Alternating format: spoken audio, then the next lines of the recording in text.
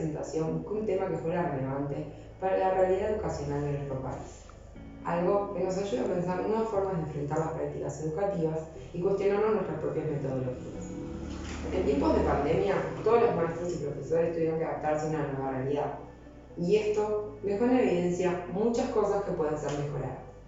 Entonces, ¿de dónde podemos partir? Se me ocurrió que podemos buscar una respuesta a la siguiente pregunta. ¿Realmente está garantizado el derecho a la educación en Uruguay? Muchos de ustedes se preguntarán, ¿por qué esta pregunta?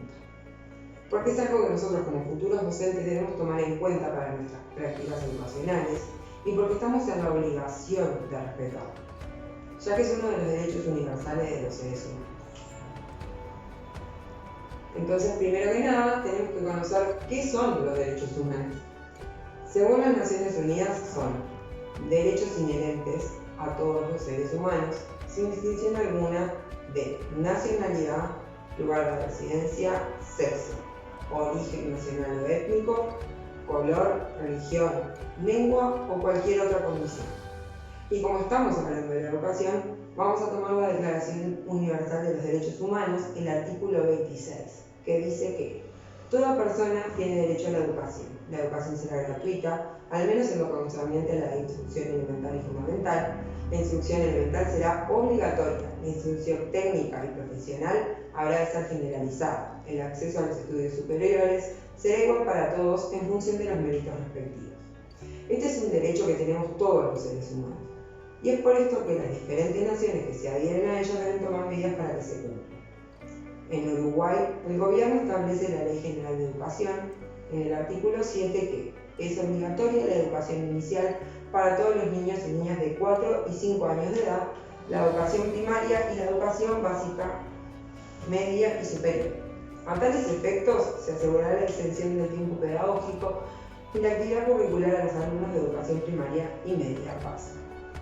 Si bien la ley está compuesta por varios artículos, considero que este es el más relevante para el tema en cuestión, dado que este obliga a todos los padres y tutores a enviar a sus hijos a la escuela y de cierta manera logra que se garantice el ejercicio de este derecho. Si consideramos estos derechos inherentes a todo ser humano y las leyes establecidas en nuestro país para reforzar el cumplimiento de dicho derecho, planteamos la siguiente pregunta. Como profesores y maestros, ¿hacemos lo posible para respetar y hacer valer el derecho a la educación? Mientras estaba buscando información para responder estas preguntas, encontré un movimiento uruguayo denominado Movimiento Pedagógico en Defensa del Derecho a la Educación, que se cuestiona y aboga en favor de este derecho.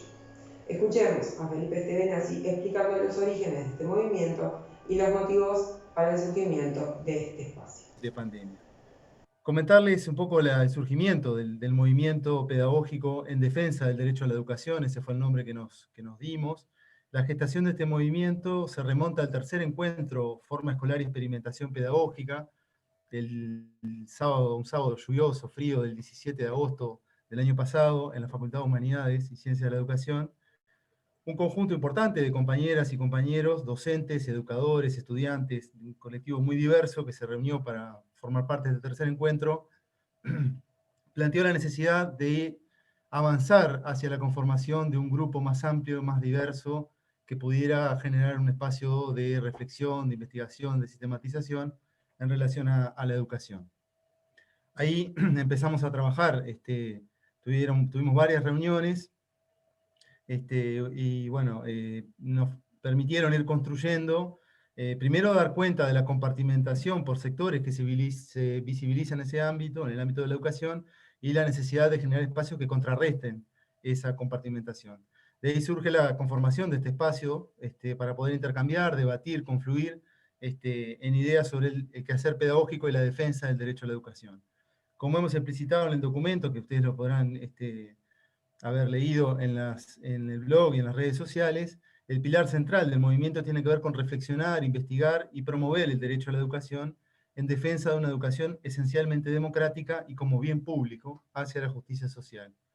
Concebimos la educación como antidestino, en los términos que lo plantean Pablo Martínez y Camila Falkin, y pensamos en una educación como acontecimiento posible, que puede recuperar la figura del profesional de la educación como sujeto activo dentro de su práctica educativa, que asume su responsabilidad vinculada de forma directa con la noción de educación como derecho, lo que supone efectuar las mayores acciones posibles para que cada uno de los sujetos pueda ejercer ese derecho. En un mundo regido por la ética del mercado y bajo el paradigma neoliberal, donde lo que prima es la competencia, el individualismo, y donde la educación y la cultura se vuelven mercancía y los sujetos son producto también, un producto mercantil, entendemos que el trabajo cooperativo, la resistencia y las propuestas contrahegemónicas colectivas se tornan imprescindibles para ir construyendo alternativas.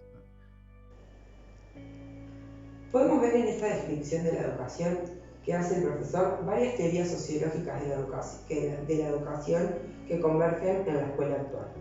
El valor de la meritocracia, por ejemplo, presentado por Parsons, donde, de acuerdo a los rendimientos personales e individuales de los alumnos, podían conseguir un estatus mejor a futuro. También encontramos la idea de Bernstein sobre la escuela como reproductora del sistema dominante, en el caso de nuestra sociedad del capitalismo. Incluso vemos vestigios de la teoría del capital humano, que ve al estudiante como un bien en el cual invertir para luego obtener beneficios.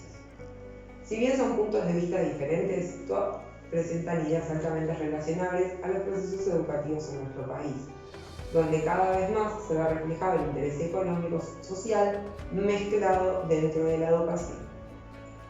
Dentro de todo este contexto social y económico, este movimiento plantea que esta pandemia presentó un momento único para cuestionar nuestras prácticas educativas, ya que evidenció más que nunca las diferencias que existen en nuestro sistema educativo y social. Y que al retorno a la presencialidad dentro de esta nueva realidad nos da la oportunidad de cambiar y mejorar para que el derecho a la educación sea más equitativo que antes, o también más respetado, si podría decir.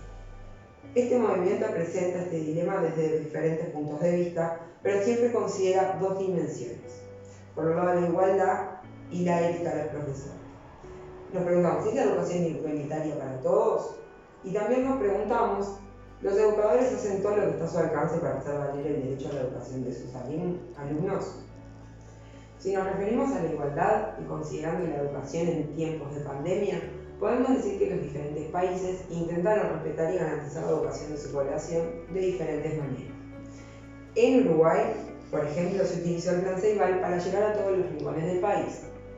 Esta herramienta que se utilizaba como apoyo de las clases presenciales se convirtió en nuestra herramienta principal para continuar con las clases. Esta solución para mantener el proceso educacional de los alumnos dejó en evidencia más que nunca las grandes diferencias sociales y económicas que hay en nuestro país. Varios maestros y profesores se encontraron con que podían llegar a todos sus alumnos, ya sea por falta de internet, por falta de equipo, falta de interés y compromiso por parte de los mismos alumnos. Hay mil razones más, pero estas son como las más importantes. ¿Qué pasa? Los recursos eran diferentes de acuerdo al contexto en el que se encontraba el alumno y por eso hubo que tomar medidas especiales para intentar alcanzar una mayor cantidad de alumnos. Pero esto genera la pregunta, ¿era igualitario antes de la pandemia? Si pensamos qué pasaba antes, por ejemplo, en una misma aula hay un alumno que no tiene ni para comer y otro que tiene sus necesidades básicas cubiertas. ¿Por qué como profesores y maestros esperamos que rindan y aprendan de la misma manera? Es más que evidente que el rendimiento de cada uno no va a ser el mismo. Incluso aunque algunas escuelas busquen por medio de diferentes programas nivelar estas diferencias como el de las comidas. Es evidente que aquí encontramos un fenómeno social que afecta a este derecho. Para verlo desde un punto de vista más teórico podemos encontrar en Talcott Parsons, quien se refiere a la escuela como un órgano de socialización primordial para el individuo durante su vida escolar, en la cual se prepara al individuo para sus responsabilidades adultas, pero que a su vez durante este proceso comienza a diferenciarse de acuerdo a los diferentes estatutos sociales y las habilidades que poseen los alumnos. Estas posibilidades son las que le dan tener un futuro mejor o no al mismo. Este proceso de selección se vuelve cada vez más claro a medida que el estudiante avanza durante el proceso educacional. Y todo esto demuestra cómo la escuela se convierte en reproductora del sistema social predominante, ya sea en cualquiera de las sociedades en las que se desarrolla, como la nuestra capitalismo. Si consideramos la ética, durante la cuarentena todos aquellos niños que no tuvieron acceso a las clases en línea o a los materiales vieron su derecho violado. Pero por otro lado, los maestros sí cumplieron con su trabajo, aunque solo alcanzaran a cierta cantidad de alumnos. Entonces, Si un profesor solo se preocupó por subir el material, pero no por si todos los alumnos cumplían o todos tenían acceso. ¿Realmente respetó el derecho a la educación de sus alumnos? Y yo creo que no. Si bien cumplió con su trabajo, no le importó el ejercicio del derecho puesto. Es muy factible que este mismo educador en la presencialidad se maneje de la misma manera. El problema es que la diferencia es que los alumnos van a estar obligados a asistir a clase. Entonces sí tienen algún tipo de acceso al mismo. También vimos que muchos otros educadores buscaron y utilizaron todo lo que tuvieron al alcance para mantener el proceso educativo. Muchos se apoyaron en colegas para trabajar en conjunto, se abrió la puerta al trabajo cooperativo, se le permitió al alumno presentar dudas y cuestionar las tareas presentadas, algo que en la presencialidad no es aceptado ni tolerado por ningún profesor. Dentro del movimiento pedagógico se realizó un segundo conversatorio y habla de por qué debemos defender este derecho en esta nueva presencialidad y de cómo los educadores se organizaron para poder mantener este proceso. Escuchemos a Mariana Bistur presentando su experiencia sobre la organización de maestros y profesores para este periodo de trabajo y cómo se hizo para estar presente con sus alumnos. Bueno, la forma organizativa que empezó siendo absolutamente necesaria entre los docentes para poder funcionar fue interesantísima porque se construyó en base a los apoyos de cada saber que se ponía en juego, ¿no? O sea, personas que colaboraban con lo tecnológico, que colaboraban con las posibilidades de hacer una mejor comunicación con los jóvenes, cómo generar con ellos también un espacio que animara a trabajar con un vínculo que permitiera que las tareas se pudieran ir realizando. Y eso, bueno, fue una tarea de autogestión, fue una tarea de solidaridad, fue una tarea de colaboración, que en realidad dejó mostrar la posibilidad que tenemos nosotros de trabajar autónomamente, cuando por otra parte durante años nosotros escuchábamos en secundaria la inspección que siempre nos decía, ustedes tienen la total libertad de realizar y de repensar las prácticas y la propuesta educativa, hagan los cambios necesarios, pónganse a trabajar en las búsquedas de nuevas propuestas y no lo hacíamos, ¿no? Nosotros como que sentíamos que no nos llegaba nunca la posibilidad de discutirlas. Entonces es absolutamente importante saber que sí pudimos en estas experiencias de estos días, de estos 2 meses y medio que pudimos trabajar sin directivas absolutamente digamos, obligadas para nuestra propuesta, porque nadie nos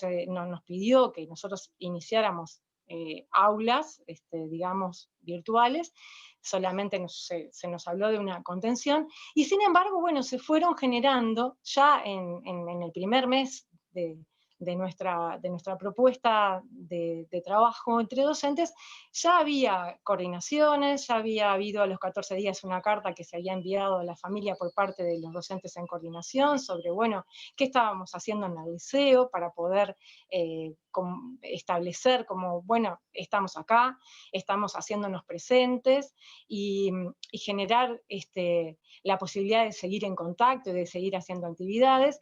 Ya había clases en Zoom, hubo después, a medida que iba pasando el tiempo, al mes y poco, empezó a haber una preocupación por los estudiantes que no estaban pudiendo participar, entre otras cosas porque no teníamos muchas veces ni siquiera la certeza de que pudieran tener acceso a la tecnología o a Internet.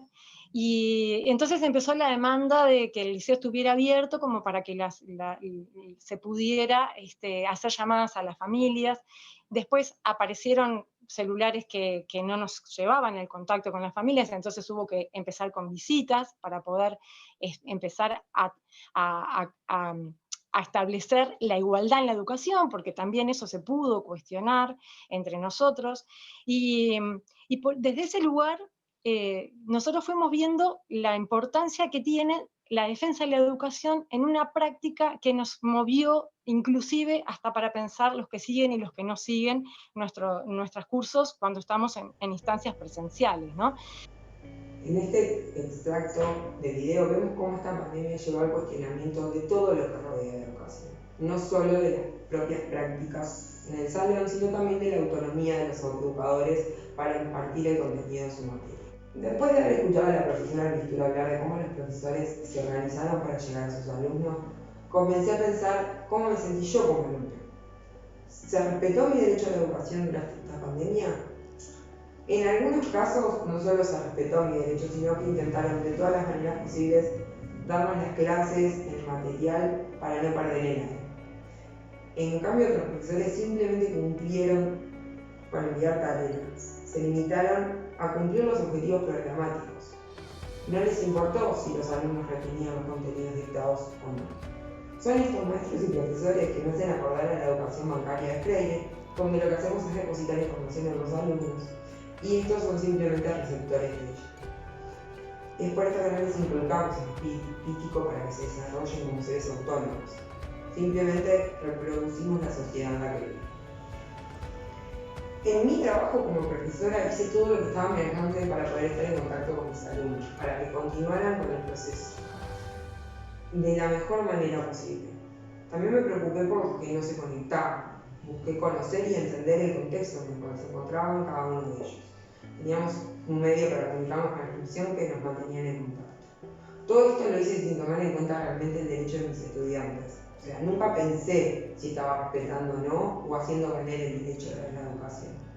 Al enterarme de este movimiento y el fin que persiguen, me di cuenta que sin intentarlo estaba trabajando en favor de este derecho. Toda esta problemática me llevó a preguntarme a mí misma si ¿realmente está garantizado el derecho a la educación en Uruguay?